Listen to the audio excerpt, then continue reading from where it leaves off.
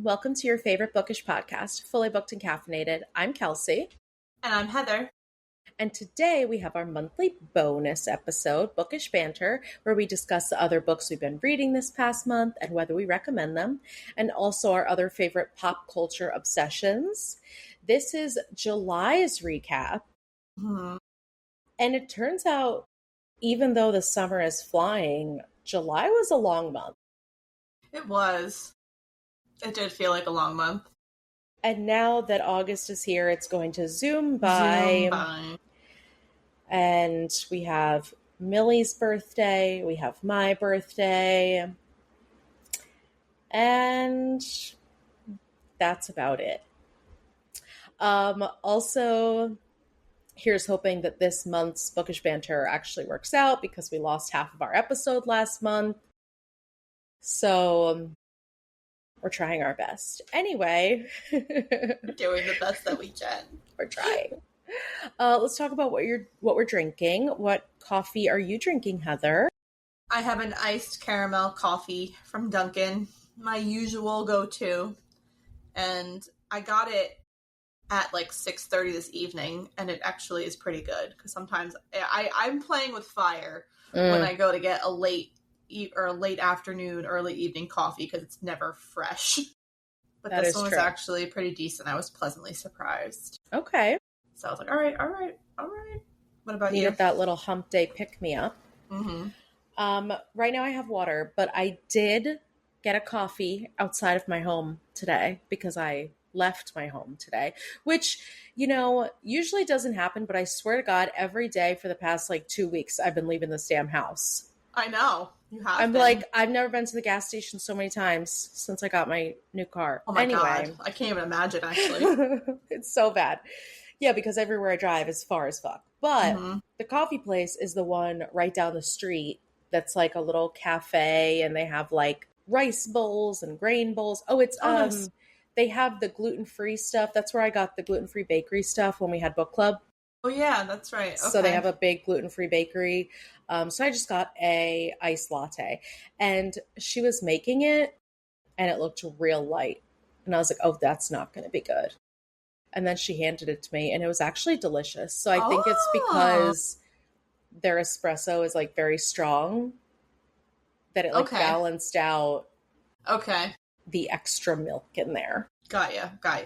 So it's delicious, and I enjoyed it. Yummy. All right, well, cheers. I'm using my mouse, and I unplugged it. So good job. We're off to a rough start. We've been recording for 3 minutes. It's going to be the theme of the night. Doing the best we can. Please give us a break. Anyway, no one is complaining. I'm inventing this. All right, listen. I read a lot of books this past month. Go off, sis. I'm gonna tell you about them. So, my first book I actually finished right after we recorded last month's, which is With a Vengeance by Riley Sager. And you and I had talked about this, but I hadn't talked about it on the podcast. So this is his newest release, which is On a Train. And I love the setting of this. It's very Orient Express, and the whodunit of it all. But there were 25 twists too many. I was just like, sir, we get it. That's enough. And the main character was so grating. I couldn't stand her, so I just simply did not care about her motives. But it was still a decent thriller, and it's still worth the read because I love Riley Sager, but this is definitely not my favorite from him. But I liked it better than Middle of the Night, the one that we covered. That's good, at least, because that one was a little disappointing for sure. Yeah, this one at least felt a little more, not unique, but imaginative, maybe. Okay, well, like we said, it kind of has Murder on the Orient Express / Agatha Christie vibes. So that's why I am still looking forward to reading that one. Yeah, it's definitely worth the read. And then I read The Poppy Fields by Nikki Erlich. Oh, how was that? Very good. So the beginning is really slow paced, and I was kind of just waiting, but it actually is more character driven. So once you start to get to know the characters, the pacing doesn't really matter. So basically the poppy fields, obviously no spoilers, but they're these fields in California where you can go if you're grieving, and you sleep for a month, and then you wake up and you're less sad. But in rare cases, there's this side effect that some people wake up and completely forget the person that they were grieving. Oh, that's an interesting twist. So it's like have you ever seen Eternal Sunshine of the Spotless Mind? No, actually. Oh, you would love that movie. I know. Oh, that's one of my favorites. I actually looked it up to see if it was based on a book. It's not. Otherwise, we would cover it. That's one of my favorite movies. And this is definitely giving like those same vibes. And so overall, I'm reading it. It's fine. But then like the last 50 pages really made it good. I will read anything that Nikki Ehrlich writes. Everything she writes just like makes you think. It gives you that like existential dread, which normally I hate. But then she just has these little nuggets of like a quote here and there that I literally have to like reread several times because I'm like, holy shit, you know? Mm-hmm. So I did really like it. It's definitely worth the read. I didn't like it as much as The Measure. Okay. But I loved The Measure. So, you know. And then in a completely different direction, my next book is Boy Parts by Eliza Clark. This is no plot, just vibes. And the vibes are dark and graphic and unhinged. And the main character is truly so mean and so misunderstood and struggling so badly with her mental health that it made me feel better about my own life. And I loved it. All right. Like, this book was amazing. I will say it is definitely not for everyone. And if someone reads this, they're going to look at me a type of way that I loved it. But also, I usually don't add trigger warnings to my reviews. But when I reviewed this on Storygraph, I had a list of about 20 trigger warnings. Oh my God. Yeah. Yeah. Heavy on like the rape, sexual violence, and eating disorders. It's a dark one. Yeah, maybe don't read it. Maybe no one read it. Maybe. Just kidding. That was terrible. Don't read it. Yeah, it was awful. Yeah, and I actually listened to this interview with the author, and because I'm like, wow, I need to hear the person who created this madness. And she's just like this normal gal. And I was like, wow, you're one of me. Anyway. I love that though. Yeah, so great. And then the next book we both read, this was Don't Look for Me by Wendy Walker. It was our book club book for July. And it was a consensus at book club that none of us liked it very much. No. I wrote in my review that it's a decent thriller, and I sped through it, and I could see why people would like it. But there were just a lot of inconsistencies and lazy writing, and also some like weird misogyny that felt unintentional. So yeah, none of us really liked it very much. No, I think, what did I write? Hold on, because I said mediocre writing, crazy plot line, had potential but went off the rails. That's exactly it. Because I didn't hate it, but then afterwards we were like ripping it apart, and I was like, oh. Yeah, I was like, oh, okay. Not great. And then I actually read Lisa Jewell's new book, Don't Let Him In. How was that one? It pissed me off. Oh, this book sucked. Oh, no. And I'll tell you why. Okay, it's a story about a con man who's taking advantage of all of these women.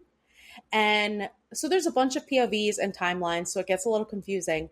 But the point is that the women were portrayed so badly, like in the way that they fell for this man. And then, no spoilers, but there's not even a satisfying ending where the women get their justice. Like, that's it just, disappointing. I finished it and I was like, oh, so there was no redemption for those female characters that you just like dragged this whole book. It pissed me off. And I was disappointed because I sped through this. Like, I read it really fast. It was an easy read, and besides like the jumping around, and I like her writing usually, but overall I was just like, this is not what I usually get from her books. That sucks. Yeah, that's disappointing for sure. It really is. I feel like the more I read from her, I think None of This Is True is a one-off. like I a... know. My cousin just told me she read it, and I told her, I was like, that was like such a good book. And I said I did the audio, and I like highly recommend the audio. Mm-hmm. Mm-hmm. Yeah, I think that was kind of just like a accidental success. Um, okay, I'm almost there. So then I just finished The Ghostwriter by Julie Clark. Oh, how's This that is one? new too. This I Yeah. really liked. I really enjoyed the writing. This was definitely more of like a slower burn, slower pace, but I liked the plot. I liked the backstory they were working Okay. on. It's basically this girl is a ghostwriter and she's estranged from her dad and she gets hired to ghostwrite like his memoir after they've been estranged. And when he was little, both of his siblings were murdered, and everyone always thought that he did it, but like nothing was ever proven. Okay. So basically, he's going back and he's like, I want you to tell my story finally. So you have that, and then you also have the dynamics of like them being estranged and not having this great relationship. So even though it's like slow paced, there's a lot going on. I did think the twists were a little predictable, but I wasn't mad about it because I actually liked most of the characters. And in this book, a man got what he deserved in the end. We always love to see that. So I was like, you automatically get more points than the last book I read. And then my favorite read, I have two because I rated 2 books 5 stars this month. All right. Which is good because the past few months I have not been doing everything well. that you've read. Literally. Basically. Okay, so I read When the Wolf Comes Home by Nat Cassidy. And going into this, I thought it was just like a werewolf horror story, but it is so much more than that. Like the werewolf is just like a secondary plot point, and it was actually really sad. Like I was crying at the end.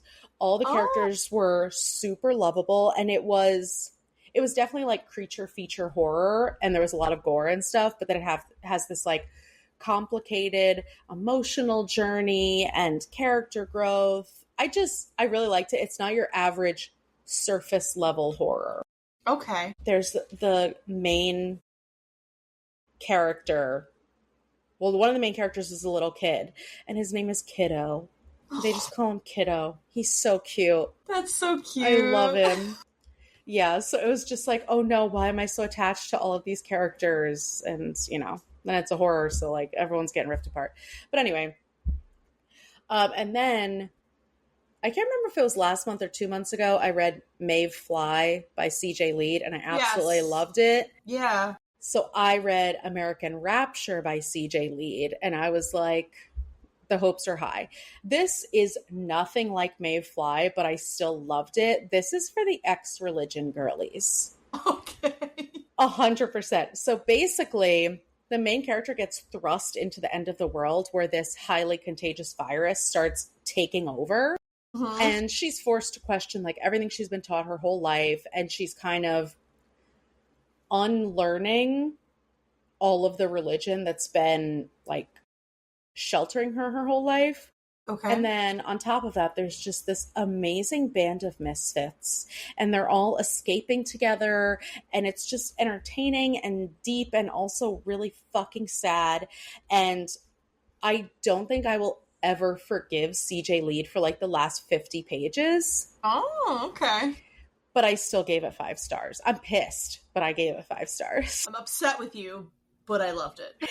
But the fact that I'm upset with you is a good thing. You know what I mean? Yeah. Because you got me so invested in these fuckers. Anyways. Is that a horror book? Yeah.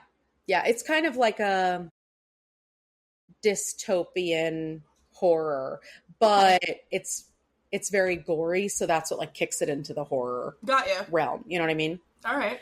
But I really like CJ Lead. I 100% would read anything that she writes now. Like, she's going to be one of my favorite horror authors. That's good. Yeah. So a great month overall. I'm very excited about it. Tell me about your reads. All right. So I didn't have as many as you, but it was still a decent month aside from Don't Look for Me by Wendy Walker, which I gave 3 stars. Yep. I also finished a book right after we finished recording, and that book was Rebel Witch by Kristen Cicerelli, which is the second in the Huntless Hunter duology. And I gave it 4.5 stars. I really liked it. Can't remember anything that happens. I like literally was sitting at work today and I was like, what happened in this book? Like, I can't even tell you. I can't tell you.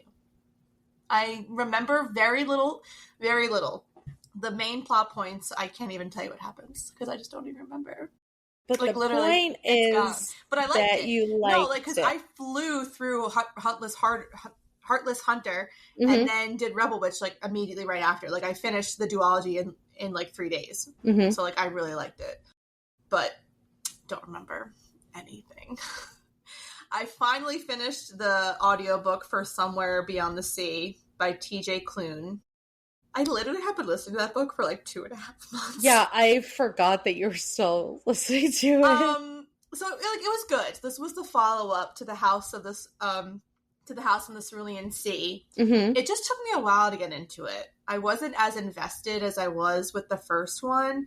It was still like really cute and I loved all the characters. Again, like I highly recommend the audio for both of these books because the audio is like tremendously helped. But I don't know, I wasn't as invested. But I loved what the whose name now is escaping me, but the main lady that owns the island is hers. Zoe. I loved her character arc in this book. She was my favorite part about the book, if I'm honest. Yeah, I agree. There wasn't enough of the kids, and there wasn't enough Linus. Yeah, like there was in the first book. It was kind of like, because it was more like based on this one was Arthur's POV. Sorry, and it was like depressing because his story is depressing. Yeah, and it was just kind of a lot more darker than the first book. But I mean, obviously the ending was great. It ended how it should have, and I loved what it became. But it did take me a minute to like really get into it. And David is such a lovable addition to the crew. Obsessed with David. Obsessed. Like we said, we read the Don't Look for Me. And then I read the next 2 books in the Rebel Blue Ranch series. So these are both romances. The first one I had read was the Done and Dusted, which I said, like, I didn't love it, but I never liked the first book. Yes, it's really rare. And then so now I read Swift and Saddled, which was the second one. I gave that one 4 stars. I definitely liked it better than the first one. This one is kind of like a broken-hearted girl meets a golden retriever boy. And this one's like their love story. This one was Wes Ryder. He was the main male character, and he's literally the sweetest man that's ever been written. Like, he's a literal golden retriever. And I loved him.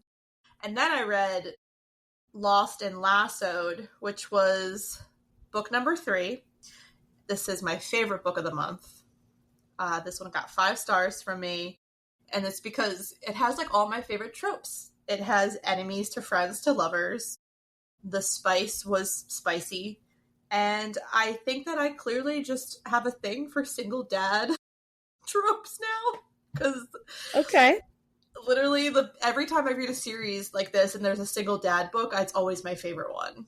So I guess I like single dad / nanny, and I never thought that would be something, but it is. But it is. Those titles kill me. I know. So I'm like, okay, I get it. But I love when there's like tension between the leads and they like hate each other. And then they're like, oh wait, no, we actually love each other. So, and I'm in the middle right now of the last one of the series. And so far I like it. Okay. So I'll talk about that one next month when I finish it. I only have a little bit left. But yeah, those were my reads. But yeah, Lost and Lassoed was my favorite. Okay. I mean, I said it last month and I'll say it again. I admire your determination in finishing a series when you didn't like the first book. And you're like, nah, I'm going to read the rest anyway. Yeah. And I'm like, I like to persevere through it because then I end up liking them more.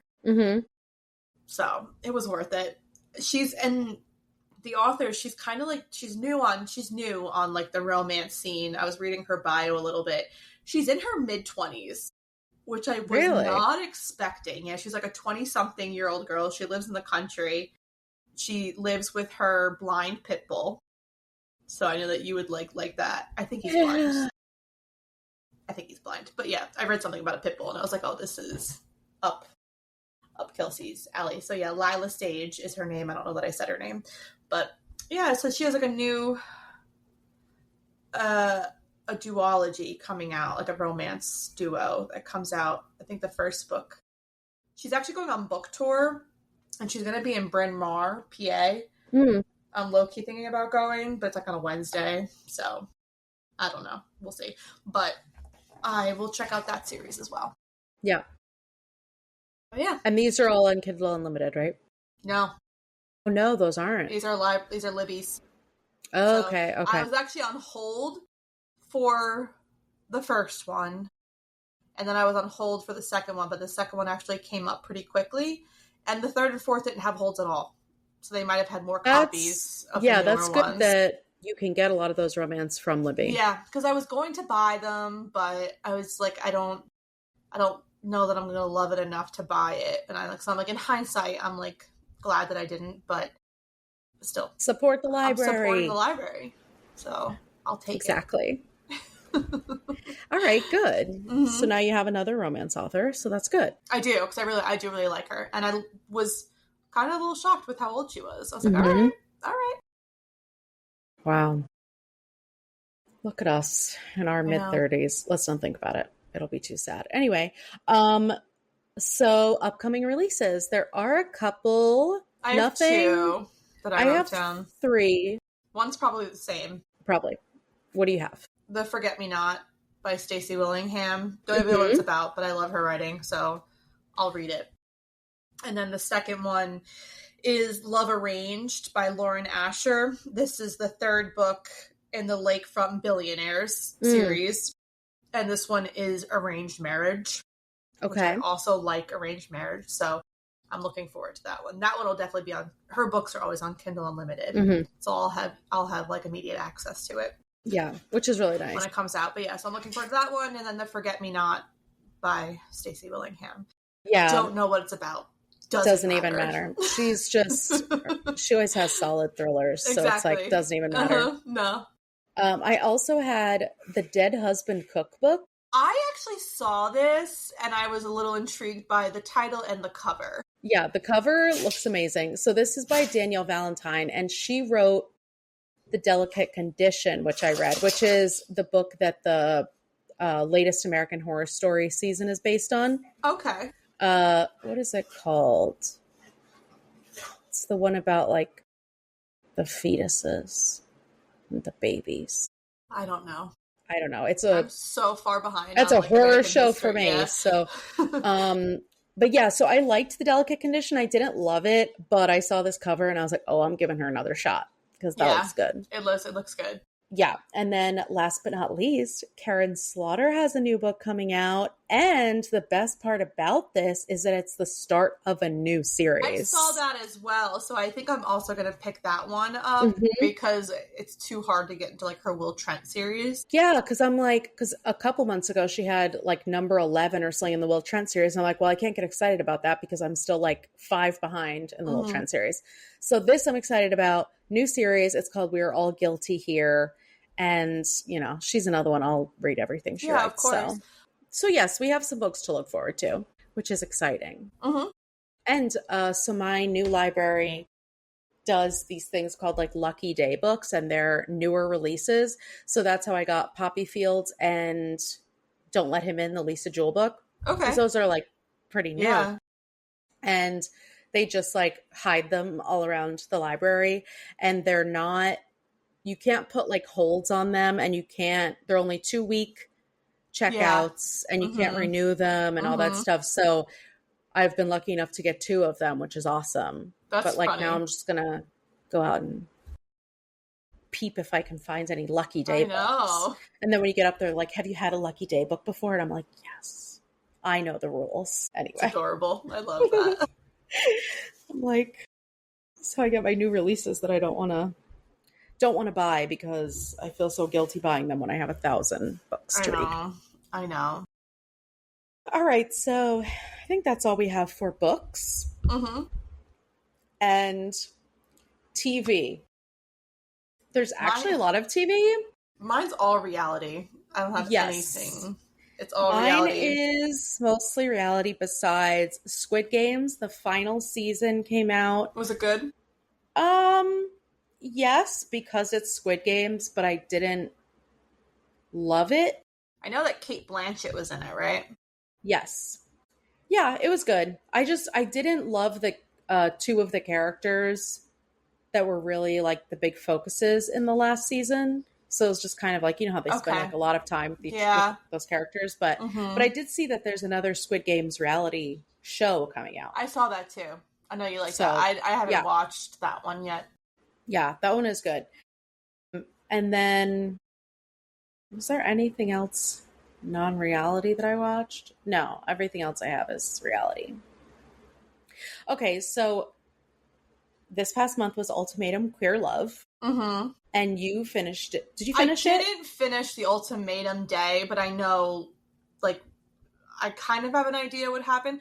I got up to, so I don't know the end result of Dana and Mel, but I know like they look like they're still together, judging on Instagram.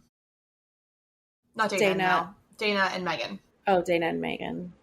Yeah, and then Mel and Marie, it looks like they're no longer together because there's like their social medias are like cleaned of each other. So I just didn't watch their Ultimatum days yet or the reunion. Mm-hmm. But the other couples I saw, which all the other couples were like boring. So yeah, the reunion has some good parts. I'm gonna watch the most part. Yeah, for the most part, it's kind of boring just because like Joanna Garcia Swisher is not a good host, so she like doesn't ask any questions. Mm-hmm. So and also, people are like fighting. I feel like they should have a queer host. 100%. We're so far past the whoever's picking the hosts on Netflix. But yeah, so Ultimatum Queer version is just so much better than the straight version. And like, God, these people are villains. Like the way that Megan had me bamboozled. I know. Because I was like, damn, this woman is fine. And then she was like breaking Haley's heart. Which I will not stand for because I love Haley. And also, it was like a double standard because then she was mad about Dana. And then Dana and Mel really weren't, I guess, I mean, I don't know if it came out or not, but they said that they didn't get as physical as like... Yeah, they're still saying that. And I don't believe it for a minute. No, me either. But Megan was like, oh, yeah, like we had sex multiple times. She's like, because I thought that you were... No, because you didn't say hi to me in the pool. Yeah, so then we had sex a whole bunch of times. But then I'm like, the whole point, I think it's like not fair to get upset if your partner is intimate with someone else because you are technically broken up and you're in a new marriage. So if you cross that line, like you cross that line, like that's the risk you take coming on this show. So I get kind of like annoyed when they get so dramatic about it. Well, I think the worst part is that if they know that that's going to be an issue, they need to talk about boundaries before it ever happens. Yeah. Like on the straight ultimatum, they talked about how they set boundaries and said like, no kissing, no touching, blah, blah. The gays did not set those boundaries. So yeah, it's just so good. I love it so much. And then obviously Love Island US ended. Everyone in the universe is watching that, was watching that. It's been a shit show still. Yeah. And we have so much time to wait for the reunion. I'm like, I know. So much is going to happen. So much beef is going to be settled. Hopefully there will also be new beef. But I sent you that compilation of Andy Cohen as a host. And anyone who does not know Andy Cohen is not ready. Because he did a couple interviews already, like on red carpets and stuff. And people were like, oh, we're excited to be hosting and blah, blah. He's like, yeah. And Huda's going to have a lot to answer for. And I was like, oh. But she's not going to answer. She's going to deflect. No. Yeah. It's like she did not give anything on the Call Her Daddy podcast. I mean, I also think that before then, that's, a month away, they're going to have more media training. So she's Mhm. going to zip it and not dig herself into a hole like she did on Call Her Daddy. Yeah.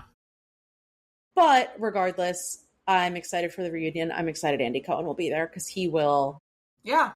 he will drag people. He's not afraid. Did he do the other?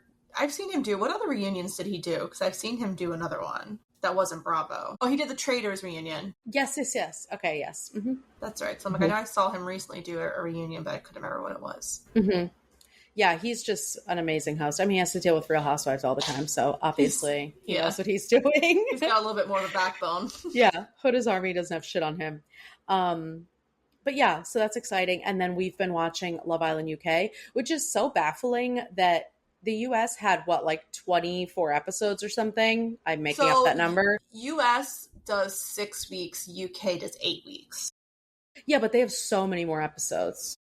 Way more than 2 weeks worth of episodes, no? No, they have the same. I'm gonna look it up.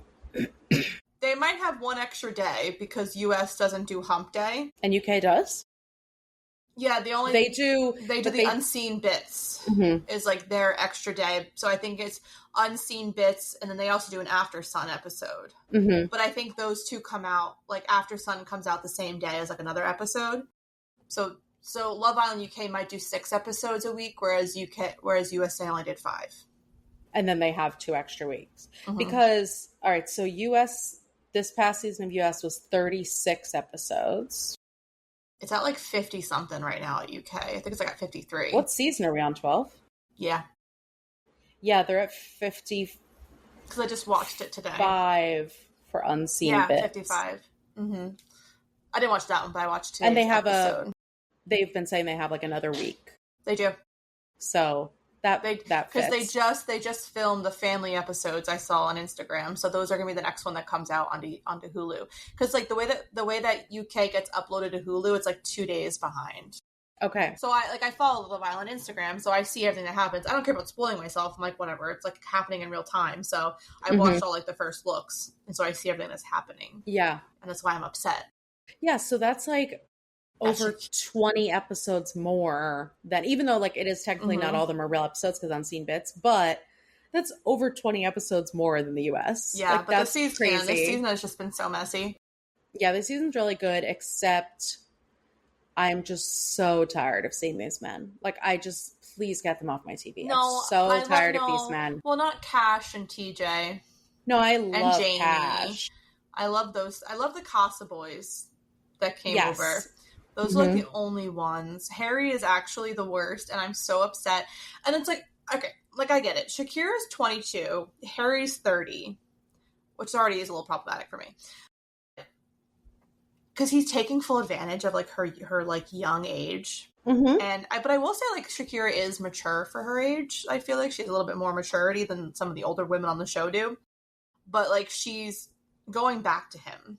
And I'm like, you've seen the way that he moves, like, in this house. And the fact that she is going back to Harry shows her immaturity. Yeah, and, and it's or her, like, lack of relationship. Yeah, because, like, Harry, like, keeps saying, he's like, well, I was hiding I was just putting my feelings down for you, and I just wasn't, like, I wasn't expressing them, and I wasn't, examining them. So he just leads on, like, Helena, which, like, Helena's not a walk in the park either. She's kind of terrible too, but I'm just like, oh my god, like, girl, at least like Tony turned it around and went back to Cash, but Shakira's like, I'm just gonna go back to Harry, and I'm like, you are dumb. You're gonna leave this house, and he's not gonna go anywhere. Like, he's going to either just continuously take advantage of her, or they're just gonna like break up.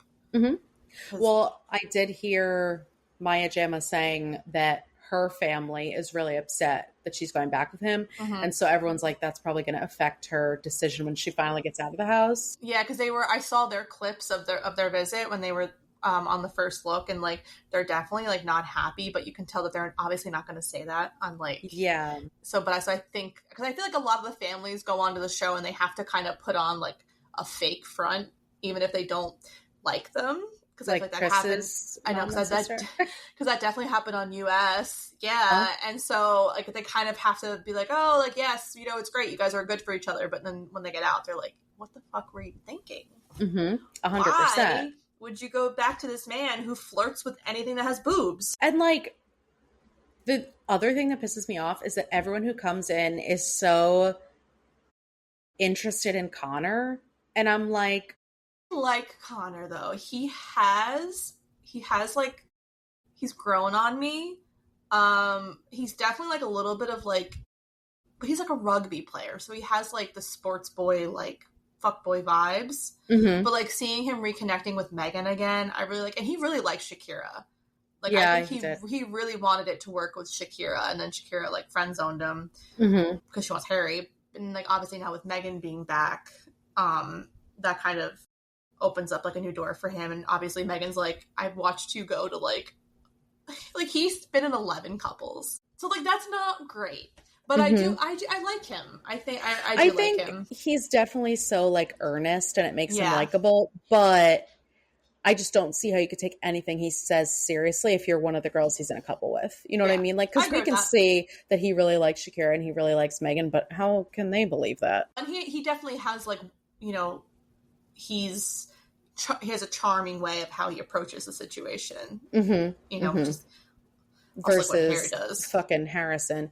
Oh my God. And the whole thing is like, if Harrison had stayed, Tony would still be entrenched and going back and forth with him. Yeah. Thank God he left. I listened to him. I don't know. Girls just love a toxic boy. They just really and they're together, Harrison and Lauren. Mm-hmm. Okay. That'll not last. Anyway, yeah, I just can't stand to see these men anymore. I can't stand Dijon. I don't like the way that he talks to the girls that he isn't interested in, like the way that he just like he thinks he's better than everyone else. Yeah, he like talks down to everyone. It's so gross. And Meg is delulu as fuck. Her family, I think, like tell her that too. Really? Yeah.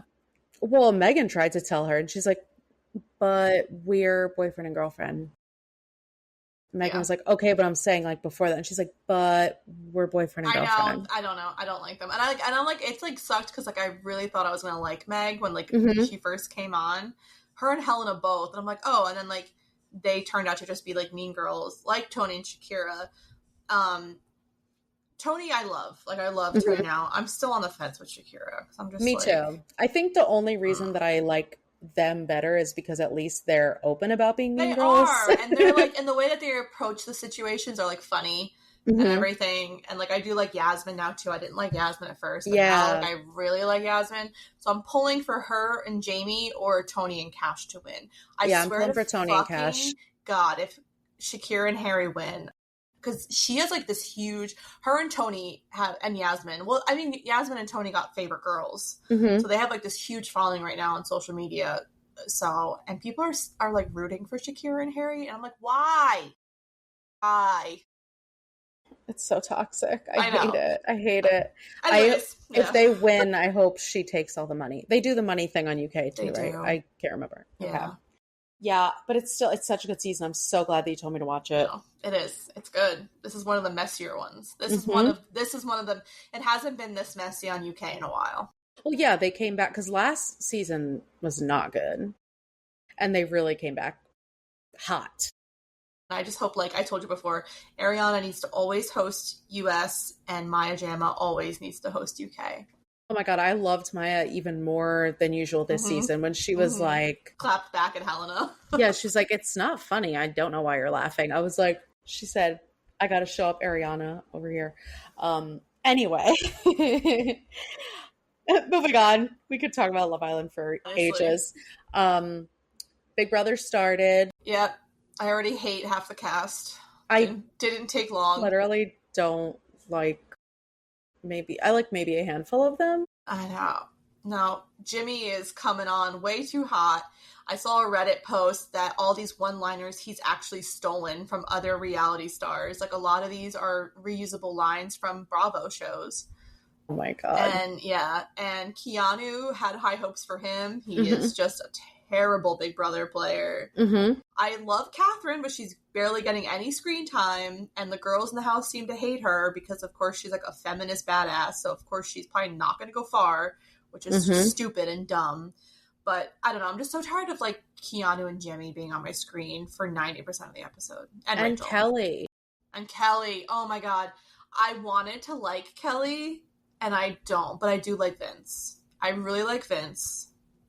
The guy with the mustache. Oh, I like Vince. I didn't like him in the first episode, but I like him now. I really like Vince, and I like Catherine, so I'm just rooting I really for them. like... And I like Mickey, too. Will? Is Will the older black guy? I like him, yeah, and I like Morgan and Mickey. The ones that are like in that a three alliance with Jimmy. Yes. They have said a few things that bothered me, mainly when the way they were talking about Lauren, I didn't like. No, and like talking about how she doesn't have a brain and stuff. I agree with that. But I do like that they're pulling away from Jimmy. Yeah. So, but yeah, I like Will as well. So I'm hoping. And then I forgot Lauren was here until she won. And she's not even doing a good HOH. She's just doing like what everyone else wants. She was like, "Oh, I'm gonna." Like, I know, and like and what's frustrating too is when you watch Big Brother and they're like superstar or not superstars, super fans, and like so it's like okay, so you're on the show of a lifetime, and this is how you're gonna play. Like you either come in too fucking hot like Jimmy. Or you're just playing everyone else's game because you're too scared to make moves. And I'm like, why are you coming onto the show then? That's what makes the show boring after a while. Is because people are just like, all right, you know, it's boring. Like now Keanu and Kelly are back on the block again. Like that's so. I mean, I don't know what happened with. What about when Mickey said, "Well, you know, if I was the HOH, I would honor the last HOH's decision because they didn't go home." I know. I'm just like, no. What? You play your own game. So I'm already like annoyed with how the season is going. So I'm hoping that it turns around soon because after she like literally with those words, I'd be like, okay, you're going up. Like that is crazy behavior. I know. So I need a little bit more action because it's kind of boring. But we'll get there. My hopes are low. I also just like I love Rachel, but I'm tired of her. Like she can go. She can go. I've had enough. I know. These Big Brother people need to go into Traders and stay off of Big Brother. Well, she went on a Traders and didn't do well. Didn't do well. Most of the Big Brother people don't. No, they don't. They really don't.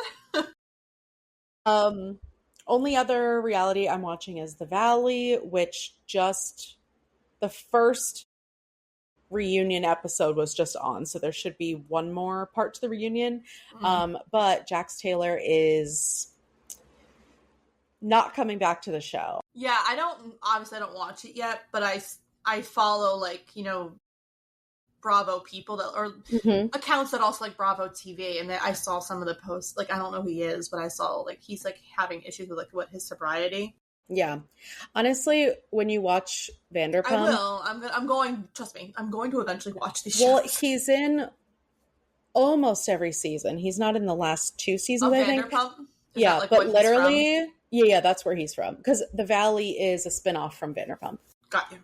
But literally from the first season already, you'll hate him. Like it takes no time at all. Was he on the House of Villains? Yes. Okay, because I never finished House of Villains, but I watched like the first 2 episodes and I remember him being on there and I didn't like him. Yeah. Yeah. He's a horrible person. Yeah. Yeah. I'm also anything else? Bachelor in Paradise. Oh, yes. I forgot about that. I like the editing. So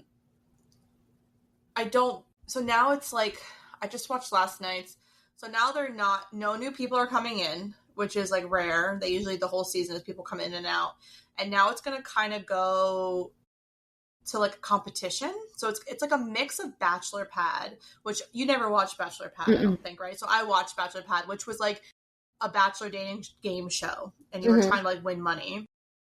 And so that's what it seems like this is going to but it's going to have this twist where it's going to be like a compatibility.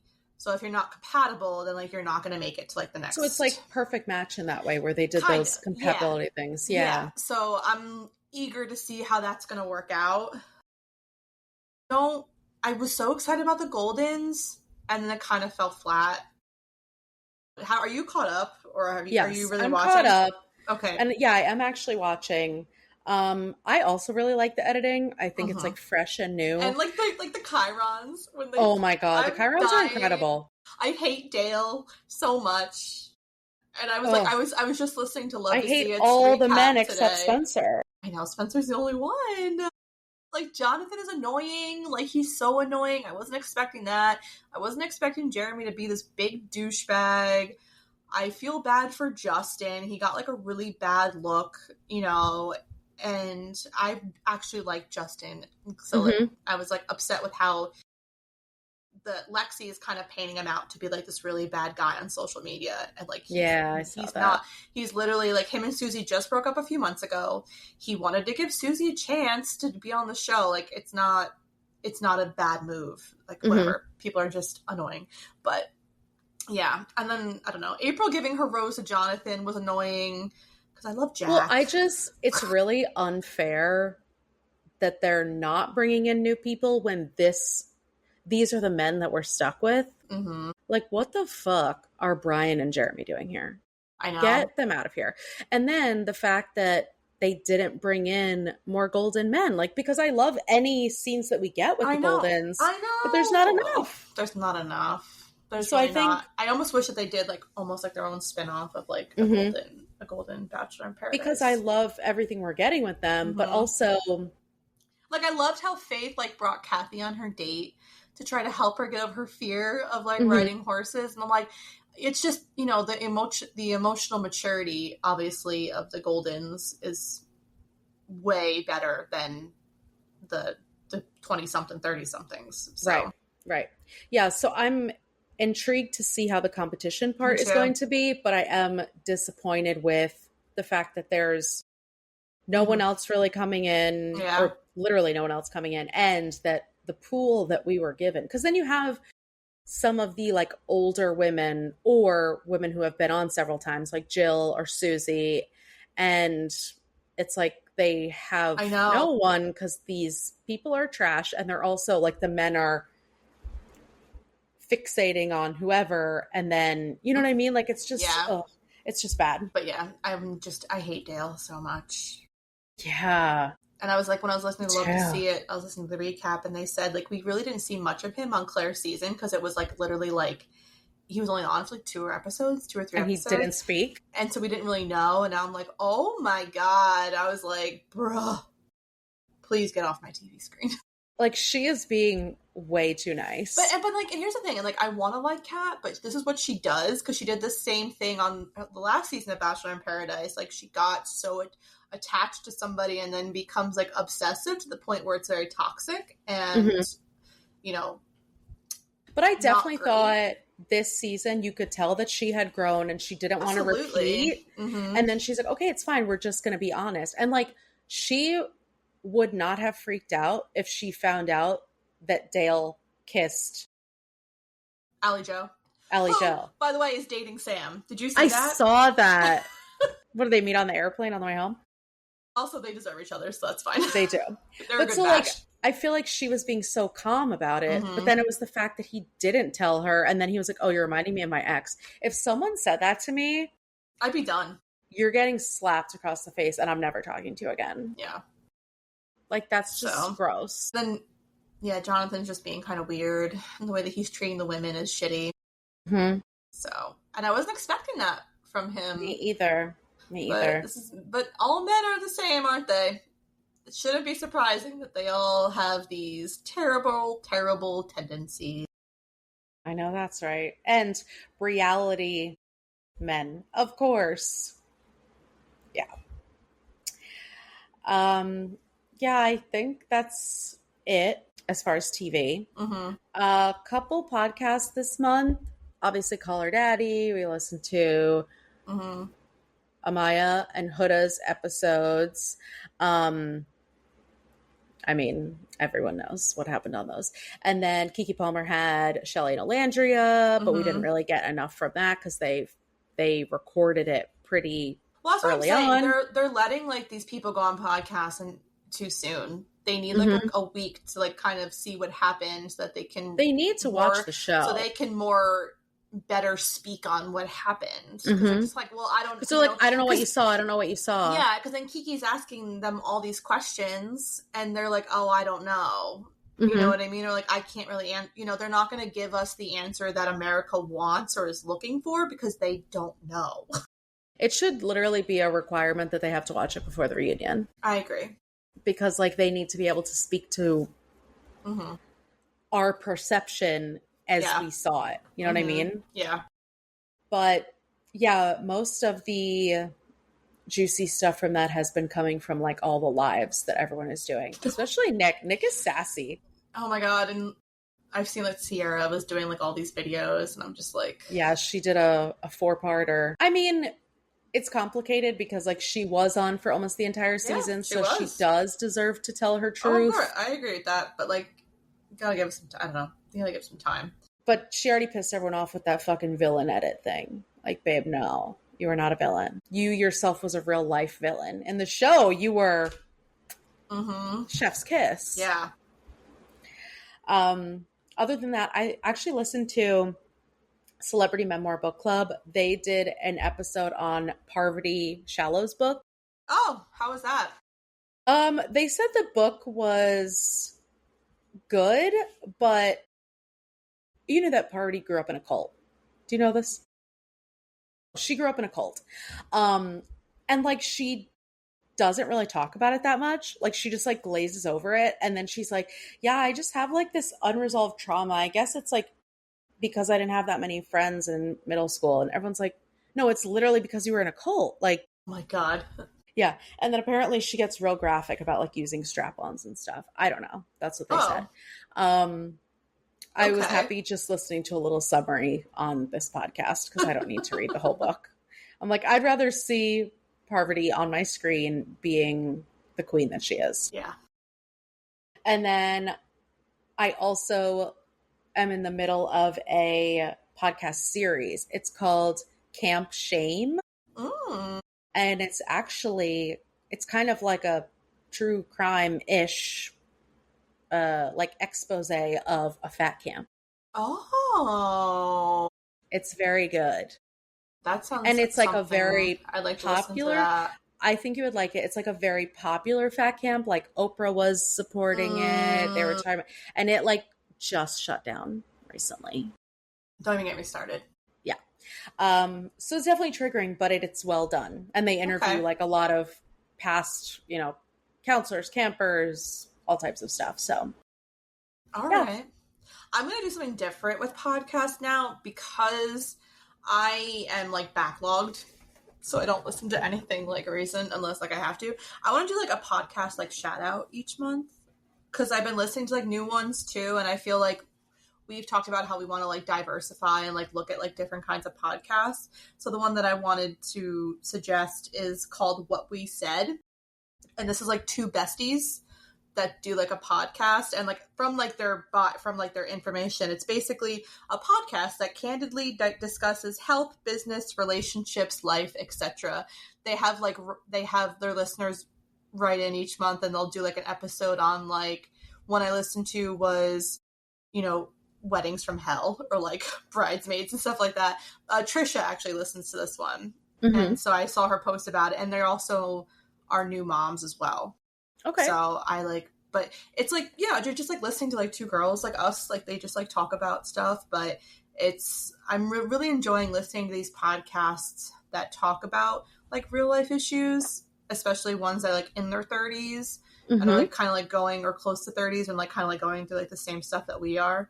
It's like nice. It's kind of like a, you're getting different point of views and thoughts from, women that you don't actually know. So I suggest it. They're pretty good.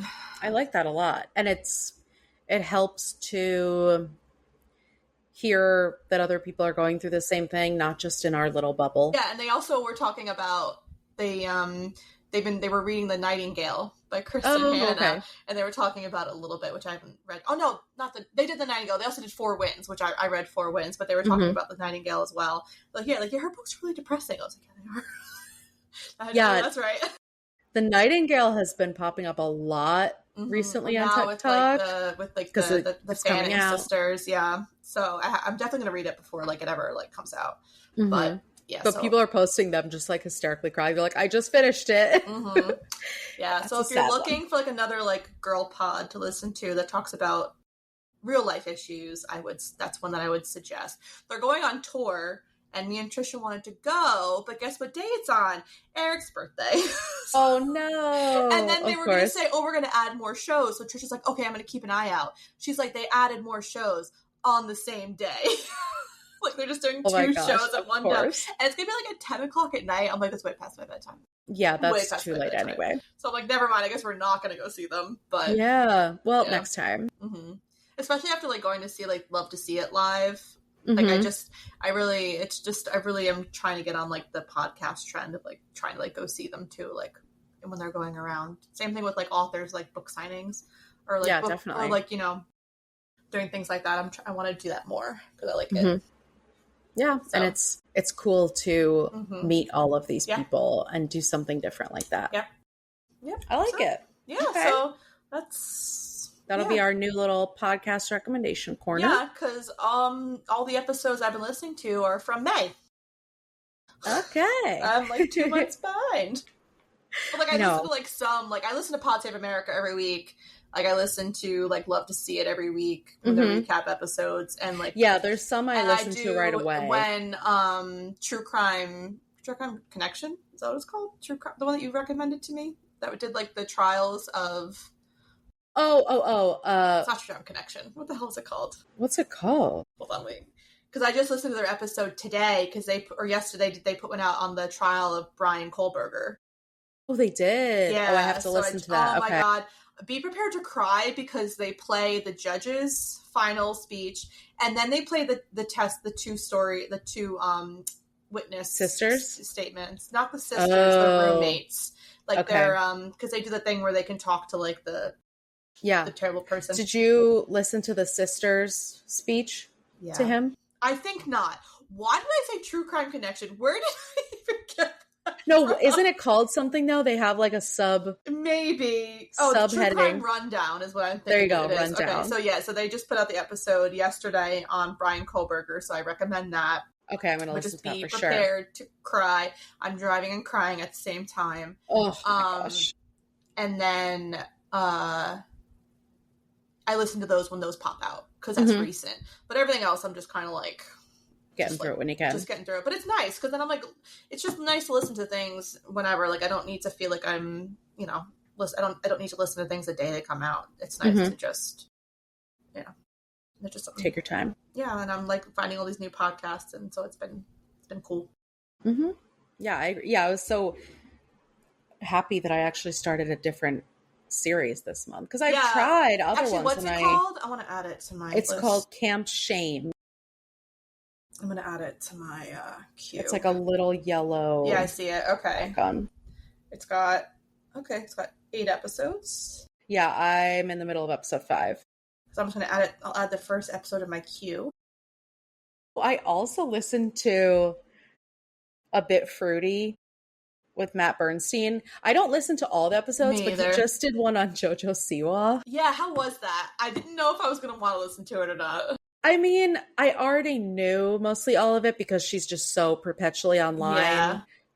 But it is obviously sad to hear just like all of it at once, like how young she was when this all started. And they didn't really say much new stuff. Okay.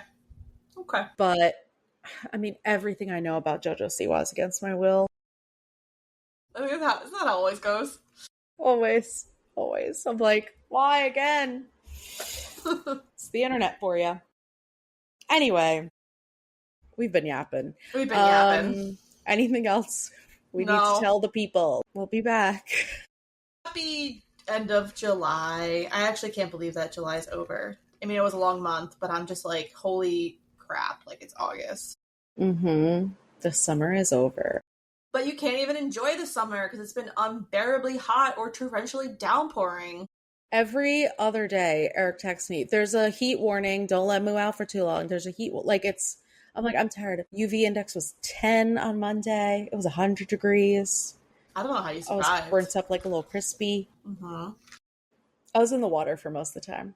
I would not have been out in the sun for that long. I'm definitely wearing a t-shirt on Monday because number one, I don't want to get burned, and I cannot let my arm get burned because then I can't get my tattoo. That's so funny because Allison got a tattoo today. So when we went on Monday, she was like, she's like, you're my witness. I'm putting sunscreen on. I'm not getting burnt.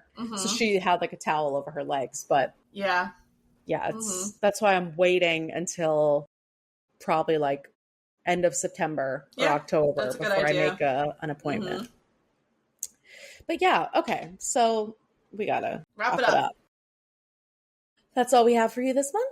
If you like what you heard, hopefully you're hearing this. Hopefully we made it to the end of the episode. Hopefully I don't have to record a little voiceover saying, whoopsie, sorry everyone. I know that we've had over 100 episodes, but we still don't know how to do this. Oh my God, no. Speaking of, I signed up for ads. Oh, on the Riverside? Yes. Okay. On RSS. Oh, so, that's what I meant. Yes. Because I saw that. Our listeners might start getting ads. Know that we don't know what the ads are. They're not like hand selected. They're selected by RSS. So if there's some weird shit, we didn't pick it. Also, I don't even know if they're going to come like in between. I don't know. We're going to see how it goes. Okay. But just if you hear something different in your ear holes, that's what's happening. Please make sure to follow, subscribe, and rate and review the podcast on whatever platform you're listening on. If you have any book recommendations or questions for us, you can email us at fullybookedcalfpod@gmail.com. Also go and follow us on our socials to see our upcoming reads. We're on Instagram and TikTok at fullybookedcalfpod. We also have a lot of book recommendations and other fun stuff, so make sure you follow us. Thanks for checking us out, and remember, if you need us, we're fully booked. Bye!